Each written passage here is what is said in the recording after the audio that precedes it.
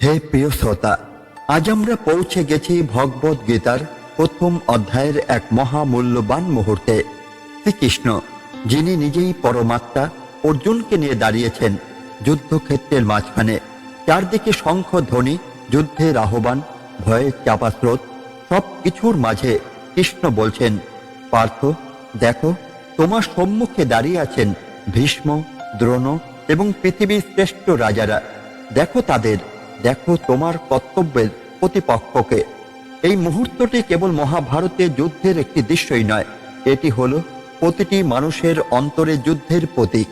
ভীষ্ম আর দ্রোণ যেন আমাদের জীবনের শ্রদ্ধেয় অথচ কঠিন পরীক্ষার প্রতিরূপ। আমরা যাদের ভালোবাসি, যাদের সম্মান করি, কখনো কখনো তাদের বিরুদ্ধেও আমাদের সত্য ও ন্যায়ের পথে দাঁড়াতে হয়। পার্থ দেখো, সমস্যাকে পালিয়ে যেও না, তার দিকে চোখ মেলে তাকাও। কৃষ্ণ এখানে অর্জুনকে শেখাচ্ছেন, জীবনে যে কোনো যুদ্ধে জয়ী হওয়ার প্রথম শর্ত হলো সমস্যাকে অস্বীকার না করা। অনেক সময় আমরা সমস্যাকে এড়িয়ে যেতে চাই, যেমন ছাত্র পরীক্ষার ভয়ে বই খুলতে চায় না, কর্মী দায়িত্বের ভয়ে অফিসের কাজ ফেলে রাখে, সম্পর্কের টানাপোড়েন এড়াতে আমরা কথা বলা বন্ধ করি। কিন্তু কৃষ্ণ বললেন, দেখো, এই দেখাটাই হলো প্রথম সাহস। যেদিন আমরা সমস্যার দিকে চোখ মেলব, সেদিনই সমাধানের পথ খুলবে। যাদের তুমি শ্রদ্ধা করো, যাদের ভালোবাসো, তারাও তোমার কর্তব্যের প্রতিবন্ধক হতে পারে। অর্জুনের সামনে ভীষ্ম, তার আজীবন পিতামহ, দ্রোণ, তার শ্রদ্ধেয় গুরু, তাদের বিরুদ্ধে যুদ্ধ করতে হবে ভেবেই তার মন কেঁপে উঠছে। কিন্তু কৃষ্ণ বললেন, পার্থ দেখো, এখানে শিক্ষা হলো, সত্যের পথে দাঁড়াতে গেলে আমাদের সবচেয়ে প্রিয় মানুষদের বিরুদ্ধে দাঁড়াতে হতে পারে।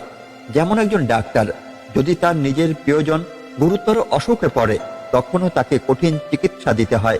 একজন বিচারক যদি তার নিকট আত্মীয় অপরাধী হয়, তবুও তাকে সত্যের বিচার করতে হয়। কৃষ্ণ যেন বলেছেন, ন্যায়, কর্তব্য ও সত্য, এসবের মূল্য তোমার সম্পর্কের চেয়ে বড়। যুদ্ধক্ষেত্র জীবনের প্রতীক। এই যুদ্ধ শুধু কুরুক্ষেত্রের নয়, এ হলো মানুষের অন্তরের যুদ্ধক্ষেত্র। আমরা প্রতিদিন লড়াই করি, ভেতরের ভয় আর সাহসের মধ্যে, ভালো কাজ আর প্রলোভনের মধ্যে, কর্তব্য আর অলসতার মধ্যে, সত্য আর মিথ্যার মধ্যে। কৃষ্ণ বলছেন, এই সব লড়াই তোমাকে দেখতে হবে। তুমি যদি চোখ বুঝে থাকো তবে হারবে, কিন্তু যদি সৎভাবে যুদ্ধ করো তবে জয় অবশ্যম্ভাবী। পার্থ, তোমার প্রতিপক্ষকে দেখো, কিন্তু ভয় পেও না। জীবনে আমরা ভয় পাই কারণ আমরা প্রতিপক্ষকে বড় করে দেখি আর নিজের শক্তিকে ছোট করে দেখি। অর্জুনও তাই ভেবেছিল, আমার গুরু দ্রোণ, আমার পিতামহ ভীষ্ম, এদের বিরুদ্ধে আমি কেমন করে লড়ব। কিন্তু কৃষ্ণ মনে করালেন, পার্থ, তোমার রথে আমি আছি, তোমার পাশে আমি আছি। এখানে আমাদের জন্য শিক্ষা হলো, যদি আমরা সত্যের পথে দাঁড়াই তবে ভগবান আমাদের পাশেই থাকেন। প্রতিপক্ষ যত বড়ই হোক না কেন, ভগবানের আশ্রয়ে মানুষ কখনো হারে না। পার্থ দেখো, কিন্তু তোমার কর্তব্য ভুলে যেও না। এই পৃথিবীতে আমাদের সবারই কিছু দায়িত্ব আছে। পিতা মাতা হিসাবে সন্তানকে সঠিকভাবে মানুষ করা, শিক্ষক হিসাবে ছাত্রকে সত্য শেখানো, কর্মী হিসাবে সৎভাবে কাজ করা, সন্তান হিসাবে বৃদ্ধ পিতামাতার পাশে থাকা, এগুলো আমাদেরই কর্তব্য। কিন্তু অনেক সময় সম্পর্ক, ভয়, লোভ বা আবেগের কারণে আমরা কর্তব্য এড়িয়ে যাই। কৃষ্ণ অর্জুনকে স্মরণ করিয়ে দিচ্ছেন, তুমি যোদ্ধা, তোমার কর্তব্য যুদ্ধ করা। তুমি যদি এই কর্তব্য থেকে সরে দাঁড়াও, তবে এ শুধু তোমার নয়, সমাজেরও ক্ষতি। আজকের সমাজেও একই কথা। একজন ডাক্তার যদি চিকিৎসা ছেড়ে দেন, অসংখ্য প্রাণ ঝরে যাবে। একজন কৃষক যদি মাঠে না যান, মানুষ অনাহারে মরবে। একজন শিক্ষক যদি দায়িত্ব ছেড়ে দেন, প্রজন্ম অন্ধকারে থাকবে। তাই কৃষ্ণের বাণী আমাদের শেখায়, কর্তব্যকে কখনো অবহেলা করো না। এই শ্লোক আমাদের আধুনিক জীবনেও প্রাসঙ্গিক। আজ আমরা অনেকেই জীবনের দায়িত্বের সামনে দাঁড়িয়ে ভয় পাই, চাকরির চাপে হতাশ হই, সম্পর্কে টানাপোড়েনে ভেঙে পড়ি, সমাজের অন্যায়ের মুখে নীরব থাকি। কৃষ্ণ বলছেন, পার্থ, চোখ মেলো, সমস্যাকে দেখো, তোমার দায়িত্ব বোঝো, আর মনে রেখো, যখনই তুমি সত্যের পথে থাকো, আমি তোমার সঙ্গে আছি। সমস্যাকে এড়িয়ে যেও না, তার দিকে তাকাও। প্রিয় মানুষরাও তোমার কর্তব্যের বাধা হতে পারে, কিন্তু কর্তব্য ছাড়তে নেই। জীবনের প্রতিটি দিনই একটি যুদ্ধক্ষেত্র। প্রতিপক্ষ যতই বড় হোক, ভগবান তোমার সঙ্গে থাকলে জয় তোমার। কর্তব্যই জীবনের প্রকৃত ধর্ম। এই শিক্ষা যদি আমরা গ্রহণ করি তবে আমাদের জীবনও পাল্টে যাবে। প্রিয় শ্রোতাগণ, আমরা যখন ভগবত গীতার এই শ্লোকটি পড়ি তখন মনে হয় এটি শুধু একটি সাধারণ যুদ্ধক্ষেত্রের ঘটনা, কিন্তু যদি গভীরে তাকাই তবে বুঝতে পারি এখানে কৃষ্ণ শুধু অর্জুনকে যুদ্ধক্ষেত্রে দেখাচ্ছেন না, তিনি আমাদের জীবনের যুদ্ধক্ষেত্র চোখে আঙুল দিয়ে দেখিয়ে দিচ্ছেন। ভীষ্ম, দ্রোণ প্রমুখত এই শব্দ গুচ্ছের মধ্যেই আছে অদ্ভুত গভীরতা। ভীষ্ম মানে প্রতিজ্ঞা, দায়িত্ব, দৃঢ়তা। দ্রোণ মানে শিক্ষা, শৃঙ্খলা, কঠিন পরীক্ষার প্রতীক। আর মহাক্ষিতাম সমস্ত রাজারা মানে জীবনের অসংখ্য পরিস্থিতি, অসংখ্য চ্যালেঞ্জ। কৃষ্ণ অর্জুনকে বললেন, দেখো পার্থ, এরা কারা, এরা কি উদ্দেশ্যে এসেছে। এ যেন আমাদের প্রতিদিনের শিক্ষা। জীবনে আমরা কত সমস্যার মধ্যে পড়ি, কত প্রতিকূল মানুষ সামনে আসে, কত আবেগ আমাদের জড়িয়ে ধরে, কিন্তু আমরা যদি চোখ বন্ধ করি তবে কি সমস্যাগুলো হারিয়ে যায়? না, কৃষ্ণ চান আমরা সমস্যাকে সামনে থেকে দেখব, চিনব, তারপর লড়ব। ভীষ্ম হলো জীবনের দায়িত্ব। আমরা সবাই ভীষ্মের মতো কিছু না কিছু প্রতিজ্ঞা করেছি। সন্তানদের মানুষ করব, বাবা মায়ের সেবা করব, সমাজের জন্য সৎভাবে কাজ করব। কিন্তু অনেক সময় এই দায়িত্বই আমাদের বোঝা হয়ে দাঁড়ায়। তখনই মনে হয় সব ছেড়ে পালাই। কৃষ্ণ বলছেন, না পার্থ, ভীষ্মকে দেখো, দায়িত্ব থেকে পালিও না, বরং দায়িত্বকে সম্মুখে দাঁড় করাও, সেটাই হবে তোমার প্রকৃত যুদ্ধ। দ্রোণ, জীবনের কঠিন পরীক্ষা। দ্রোণ ছিলেন অর্জুনের গুরু, সেই গুরুর বিরুদ্ধেই তাকে লড়তে হলো। আমাদের জীবনেও তাই হয়। যেসব জিনিস আমাদের তৈরি করেছে সেগুলোই কখনো আমাদের পরীক্ষা নেয়। যেমন ছাত্র জীবনে আমরা যে শিক্ষককে শ্রদ্ধা করি তিনি পরীক্ষার হলে প্রশ্নপত্র দিয়ে আমাদের ঘাম ঝরান। যেমন এক ব্যবসায়ীকে বাজারে শিক্ষা দিয়েছে কিভাবে টিকে থাকতে হয়, আবার সেই বাজারই তাকে ধ্বংসের মুখে ফেলে দেয়। কৃষ্ণ বলছেন, পার্থ, পরীক্ষাকে ভয় পেও না, পরীক্ষার মধ্যেই আসল শিক্ষা আছে। পরীক্ষার বিরুদ্ধেই তোমাকে যুদ্ধ করতে হবে। মহিক্ষিতাম অর্থাৎ জীবনের অসংখ্য শাসক, পরিস্থিতি, রাজারা এখানে প্রতীক। কখনো রাজা মানে অর্থের লোভ, কখনো রাজা মানে ক্ষমতার লালসা, কখনো রাজা মানে পরিবারের টানাপোড়েন, কখনো রাজা মানে সমাজের অন্যায়। অর্জুনকে কৃষ্ণ দেখাচ্ছেন, দেখো, তোমাকে শুধু মানুষই নয়, এই সব পরিস্থিতির বিরুদ্ধে লড়তে হবে। আজকের দিনে আমরাও তাই। অর্থনৈতিক মন্দা, সম্পর্কের ভাঙন, চাকরির প্রতিযোগিতা, জীবনের মানসিক চাপ, এসবই আমাদের রাজা, যারা আমাদের শাসন করে। এদের সামনে চোখ বুজে থাকলে চলবে না, এদের চিনতে হবে। কৃষ্ণের বাণী হলো সমস্যা চিনতে পারাই সমাধানের প্রথম ধাপ। যেমন একজন ডাক্তার রোগ নির্ণয় না করে ওষুধ দিলে রোগী সারে না, তেমনি কৃষ্ণ বললেন, দেখো, কারণ না দেখা পর্যন্ত সমস্যা বোঝা যায় না, আর না বোঝা পর্যন্ত সমাধানও আসে না। আজকের দিনে আমাদের অনেকেই সমস্যাকে এড়িয়ে যায়। কেউ সম্পর্কে ঝামেলা থেকে পালিয়ে যায়, কেউ ঋণের বোঝা থেকে পালিয়ে আত্মহত্যা করে, কেউ চাকরির চাপ এড়িয়ে মাদকাসক্ত হয়। কিন্তু কৃষ্ণ শেখালেন, পালানো নয়, দেখো, কেন, মোকাবিলা করো। অর্জুন, আমাদের অন্তরের প্রতিটি মানুষ এই শ্লোকের মূল শিক্ষা হলো আমরা সবাই এক একজন অর্জুন। আমাদের চারপাশে ভীষ্ম, দ্রোণ, মহাক্ষিতাম দাঁড়িয়ে আছে। দায়িত্বের পাহাড়, পরীক্ষার আগুন, প্রলোভনের শাসন, সব মিলিয়ে আমরা কুরুক্ষেত্রেই আছি। এখানে কৃষ্ণ আমাদের সবার রথ চালক হয়ে বললেন, হে মানুষ, সমস্যার দিকে তাকাও, ভয় পেও না, আমি আছি তোমারই পাশে। যদি আজকে সমাজে আমরা এই শ্লোককে বসাই, একজন ছাত্রের সামনে ভীষ্ম হলো বোর্ড পরীক্ষা, দ্রোণ হলো প্রতিযোগিতার চাপ, মহিক্ষিতাম হলো সমাজের তুলনা আর সমালোচনা। ছাত্রটি ভয় পেয়ে যায়, কিন্তু যদি সে ভগবানকে রথ চালক করে নেয় তবে সে সাহস পায়, আত্মবিশ্বাস পায়। একজন সাধারণ কর্মীর ভীষ্ম হলো সংসারের দায়, দ্রোণ হলো ঋণের চাপ, মহিক্ষিতাম হলো বসের বকুনি। কিন্তু যদি সে কর্তব্যে স্থির থাকে তবে জয় তার হাতের মুঠোয়। একজন নারীর ভীষ্ম হলো সংসারের দায়িত্ব, দ্রোণ হলো সমাজের বাধা, মহিক্ষিতাম হলো পুরুষতান্ত্রিক দৃষ্টি। কিন্তু সে যদি সত্য ও ন্যায়কে আঁকড়ে ধরে তবে ভগবান তার সঙ্গী হন। এই শ্লোক আমাদের জীবনের আয়না। দায়িত্ব আমাদের ভীষ্ম, পরীক্ষা আমাদের দ্রোণ, আর সমাজ পরিস্থিতি আমাদের মহিক্ষিতাম। কৃষ্ণ আমাদের শেখালেন, দেখো, ভয় পেও না, আমি আছি, শুধু তোমার কর্তব্য পালন করো। এই বাণী যদি আমরা হৃদয়ে ধারণ করি তবে জীবনের প্রতিটি যুদ্ধে আমরা জয়ী হব। ভীষ্ম, দ্রোণ প্রমুখত সর্বেষাং চ মহিক্ষিতাম উবাচ পার্থ পশ্যতান সমবেতান কুরুন্নীতে।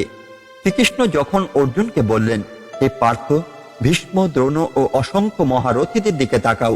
দেখো, এই মহাশক্তিধর রাজারা সবাই কুরুক্ষেত্রের এই মহাযুদ্ধে সমবেত হয়েছে। এখানে শুধু দেখো বলাই মূল কথা নয়, এখানে কৃষ্ণের বাণীতে গভীর দার্শনিক শিক্ষা আছে।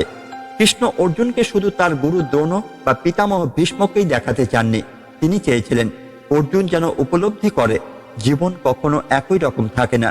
যে মানুষ একসময় তোমাকে শিখিয়েছিল, যে একসময় তোমার আশ্রয় ছিল, একদিন সেই মানুষই হয়তো তোমার প্রতিদ্বন্দ্বী হতে পারে। এটাই সময়ের আয়না। আজকে জীবনে আমরা কি দেখি? ছোটবেলায় যে বাবা মা আমাদের হাত ধরে হাঁটতে শিখিয়েছেন, বড় হওয়ার পর তাদের কথাই আমরা শুনতে চাই না। যে বন্ধু একসময় পাশে দাঁড়িয়েছিল, একদিন সেই বন্ধু স্বার্থের জন্য আমাদের ছেড়ে চলে যায়। কৃষ্ণ যেন বলছেন, মানুষকে কেবল বর্তমানে নয়, সময়ের প্রবাহে দেখতে শেখো। সময় তোমাকে এমন পরিস্থিতিতে দাঁড় করাবে যেখানে শত্রু আর মিত্রের সীমারেখা বদলে যাবে। কৃষ্ণের নির্দেশ হলো স্পর্শ, অর্থাৎ দেখো মানে শুধু বাহ্যিক দর্শন নয়, অন্তর্দৃষ্টি। কৃষ্ণ চান অর্জুন যেন তার অন্তরের সঙ্গে মুখোমুখি হয়। অর্জুন কি সত্যি যোদ্ধা, নাকি কেবল সম্পর্কের বাঁধনে আবদ্ধ এক মানব? এই প্রশ্নটাই মূল। আজ আমাদের জীবনও তাই। আমরা প্রতিদিন বিভিন্ন ভূমিকায় অভিনয় করি, ছেলে মেয়ে, স্বামী স্ত্রী, বন্ধু, কর্মচারী, কিন্তু এই সব ভূমিকায় আমাদের আসল পরিচয় হারিয়ে যায়। কৃষ্ণ বলছেন, নিজেকে চেনো। কে তুমি, কেন জন্মেছ, তোমার কর্তব্য কি? এই প্রশ্নের উত্তর না পাওয়া পর্যন্ত জীবনের যুদ্ধ জেতাই যায় না। ভীষ্ম, দ্রোণ অর্জুনের প্রিয়, শ্রদ্ধ, অতি কাছের সম্পর্ক, তবু আজ তারা যুদ্ধক্ষেত্রে প্রতিপক্ষ। এখানে কৃষ্ণের গভীর শিক্ষা হলো, সম্পর্ক যতই প্রিয় হোক না কেন, যখন কর্তব্য ও সম্পর্কে দ্বন্দ্ব হবে, তখন কর্তব্যকেই বেছে নিতে হবে। কারণ সম্পর্ক সাময়িক, কিন্তু কর্তব্য চিরন্তন। আমরা প্রায় দেখি কেউ অন্যায় করছে, কিন্তু সে যদি আমাদের আত্মীয় হয়, তখন আমরা চুপ থাকি। কিন্তু কৃষ্ণ বলছেন, ন্যায়কে প্রতিষ্ঠা করতে হলে প্রয়োজন হলে আপন জনের বিরুদ্ধেও দাঁড়াতে হবে। এই শ্লোকের মাধ্যমে কৃষ্ণ অর্জুনকে মানসিক পরীক্ষায় ফেললেন। অর্জুনকে যুদ্ধক্ষেত্রের সবচেয়ে কঠিন সত্যের সামনে দাঁড় করিয়ে দিলেন। তুমি কি তোমার দুর্বলতার ঊর্ধ্বে উঠতে পারবে? আজ আমাদের জীবনও ঠিক তাই। চাকরি ক্ষেত্রে অন্যায় হলে তুমি প্রতিবাদ করবে, নাকি চুপ করে থাকবে? পরিবারে ভুল হলে তুমি সত্য বলবে, নাকি ভয়ে চুপ করবে? সমাজে অন্যায় হলে তুমি প্রতিবাদ করবে, নাকি নিরাপদে দূরে বসে দেখবে? কৃষ্ণ যেন বলেছেন, মনোবলই মানুষকে সত্যিকারের যোদ্ধা বানায়। দুর্বলতার কাছে মাথা নত করলে কখনো বিজয়ী হওয়া যায় না। দেখুন, কুরুক্ষেত্রে সেই মহারথীরা ভীষ্ম, দ্রোণ, দুর্যোধন, কর্ণ সবাই যোগ্য, শক্তিশালী বীর। কিন্তু কৃষ্ণ অর্জুনকে দেখাচ্ছেন, এরা সবাই মিলে অন্যায়ের পক্ষে দাঁড়িয়েছে। অন্যায় যতই শক্তিশালী হোক না কেন, তার ভেতরে ভাঙনের বীজ লুকিয়ে থাকে। আমাদের জীবনে আমরা প্রায় ভাবি অন্যায় শক্তি অনেক বড়, আমি একা কি করতে পারি। কৃষ্ণ বলছেন, অসত্যের আসন সবসময় নড়বড়ে। সত্যের শক্তি কম মনে হলো, শেষ পর্যন্ত বিজয় সত্যেরই হয়। কৃষ্ণের বাণী এই শ্লোকের মাধ্যমে কৃষ্ণ আসলে অর্জুনকে একটাই শিক্ষা দিচ্ছেন, জীবনের যুদ্ধক্ষেত্রে কাকে শত্রু আর কাকে মিত্র মনে করবে তা ঠিক নয়। তোমার আসল শত্রু হলো তোমার দুর্বলতা, তোমার আসল মিত্র হলো তোমার কর্তব্যবোধ। সম্পর্ক আর কর্তব্যের পার্থক্য বুঝব, সময়ের আয়না থেকে শিক্ষা নেব, আত্মপরিচয়ের পথে চলব, মনোবল দৃঢ় করব আর সত্যকে আঁকড়ে ধরব। তাহলেই আমাদের জীবনের যুদ্ধক্ষেত্র আমরা কৃষ্ণ প্রদত্ত জ্ঞান দিয়ে জয়লাভ করতে পারব। কৃষ্ণ কেন অর্জুনকে বললেন, দেখো, কারণ আমরা অনেক সময় অন্যায় সম্পর্কে শুনি, কিন্তু চোখে না দেখলে তার গভীরতা বুঝতেই পারি না।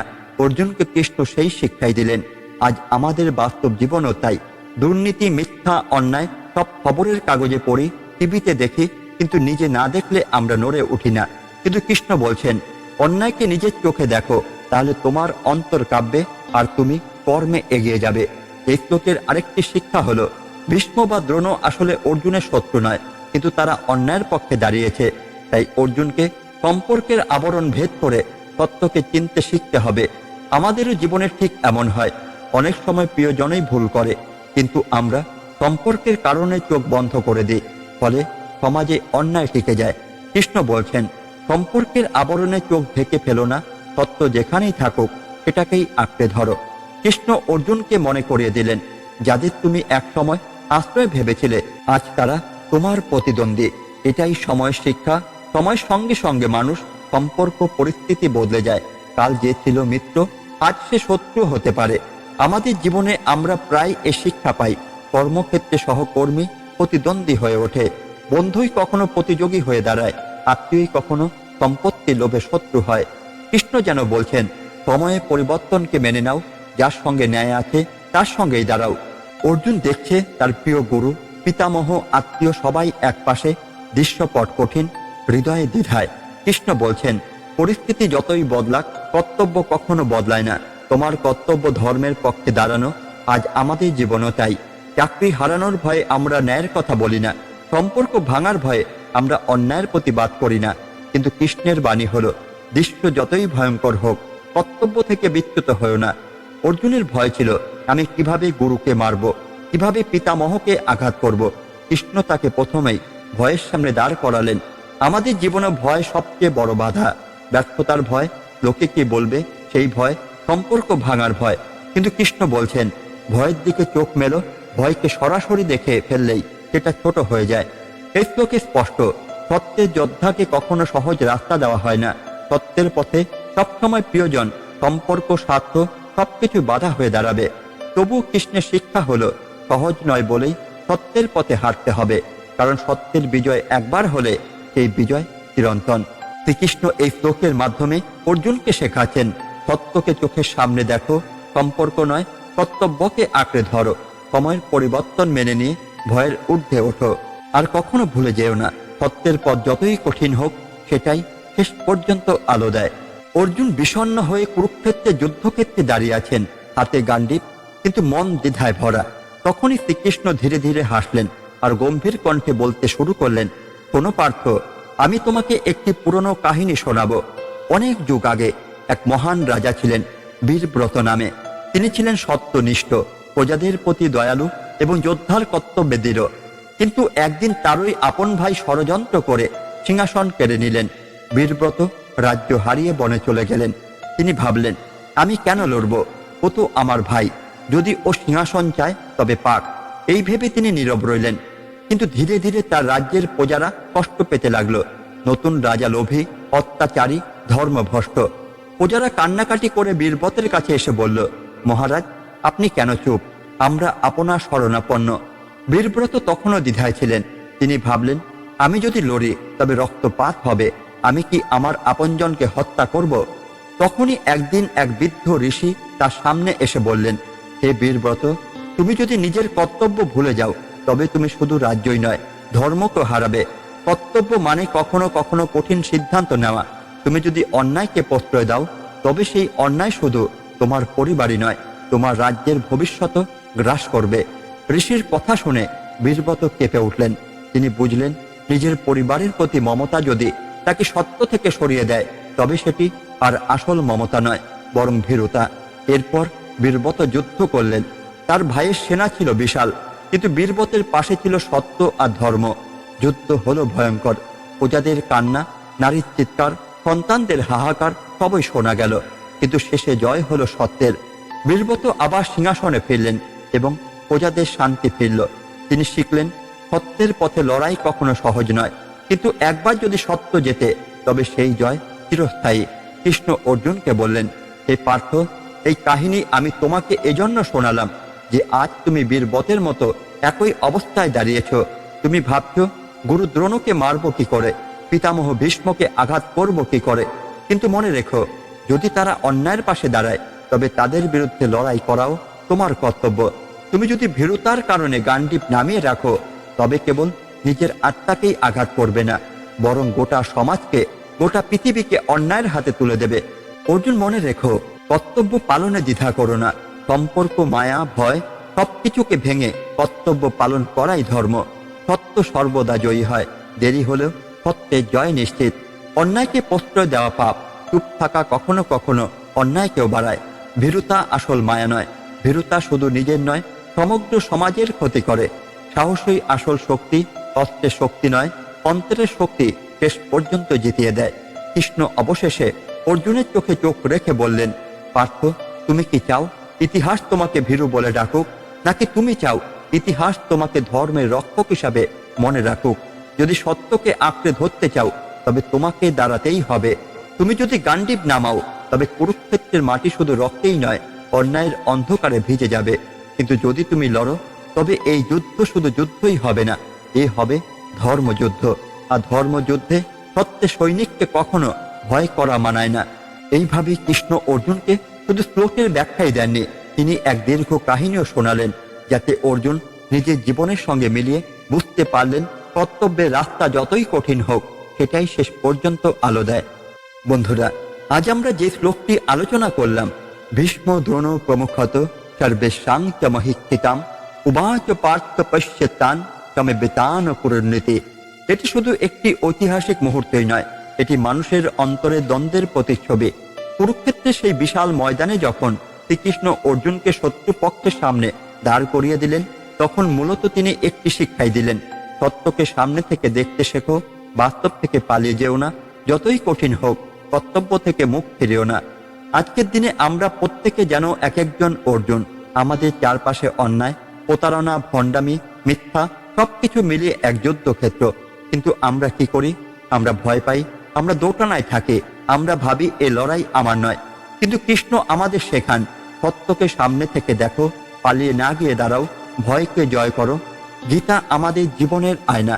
প্রথম অধ্যায়ের প্রতিটি শ্লোক আমাদের মনোজগৎকে উন্মুক্ত করে। আজকের এই শ্লোক আমাদের দেখালো কখনো কখনো কৃষ্ণ নিজেই আমাদের জীবন যুদ্ধের মাঝে দাঁড় করিয়ে দেন। আমরা চাই বা না চাই, আমাদের সামনে অন্যায় দাঁড়িয়ে থাকে, তখন আমাদের ভেতরে অর্জুন জেগে ওঠে। তুমি যদি পালিয়ে যাও তবে শুধু তুমিই নও, গোটা সমাজ অন্ধকারে ডুবে যাবে।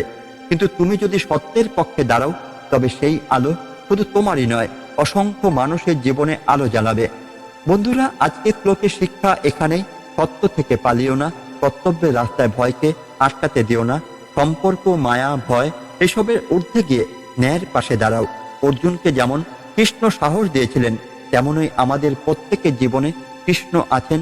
হয়তো তিনি আমাদের অন্তরের কণ্ঠে কথা বলেন, হয়তো কারো উপদেশে, হয়তো জীবনের ঘটনার ভেতর দিয়ে। প্রশ্ন হলো, আমরা কি তার সেই ডাক শুনতে পাচ্ছি? প্রিয় দর্শকবৃন্দ, আজকের এই আলোচনা যদি আপনাদের মনে আলো জ্বালাতে পারে তবে সেটি আমাদের আসল সার্থকতা। আমরা যেমন প্রতিদিন একটি শ্লোক নিয়ে গভীরভাবে ভাবি, তেমনি আপনিও চেষ্টা করুন গীতার বাণী নিজের জীবনের প্রয়োগ করতে। আপনারা যদি এই আলোচনায় নতুন কিছু শিখে থাকেন তাহলে অবশ্যই কমেন্টে জানাবেন। আপনাদের মতামত, প্রশ্ন, অনুভূতি আমাদের পরবর্তী আলোচনার প্রেরণা। আজকের পাঠ এখানে শেষ করছি। আগামী দিনে আমরা গীতার আরো নতুন শ্লোক নিয়ে আসব, আর সেই শ্লোক আমাদের জীবনযাত্রার সমস্যার মধ্যে আলোর দিশা দেখাবে। মনে রাখবেন, গীতা শুধু যুদ্ধের বই নয়, এটি আমাদের প্রতিটি দিনের সংগ্রামের দিশারি। সত্যের পথে চললে তুমি কখনো একা নও, কারণ কৃষ্ণ সর্বদা তোমার সঙ্গেই। আজকের মতো গীতা পাঠ এই পর্যন্তই। আবার দেখা হবে আগামী শ্লোকের আলোচনায়। ধন্যবাদ। জয় শ্রীকৃষ্ণ। রাধে রাধে।